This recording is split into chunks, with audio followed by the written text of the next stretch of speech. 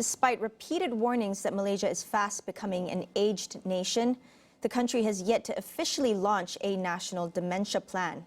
Geriatrician Dr Yau Weng Keong speaks on the urgency to make dementia a public health priority in order to prepare ourselves for the years to come.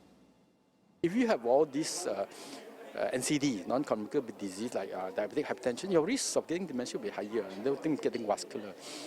But if you have none, with age, that is a risk. So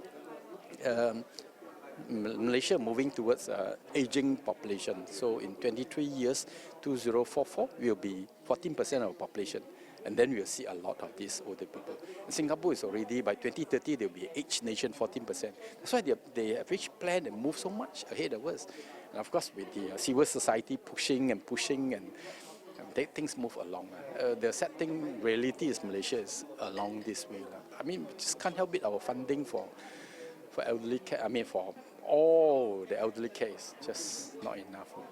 Dr. Yau also highlighted the importance of having a holistic act to safeguard the elderly, which was first proposed by the Pakatan Harapan-led administration in 2019. Our worry is more towards how to protect a lot of older people who may have some problems cognitively, just as we discussed just now. If they have some issue with their executive function, they may not be able to make good decisions, and in that process, sometimes maybe scam or maybe cheated off their property, their finances, and so on and so forth. And so there must be a mean for us when you get into trouble, of way of how we can improve on that. So hopefully this new act will be more comprehensive and a bit more detailed. If you look at the Child Act, I think there's 60+ pages, of act covering various aspects.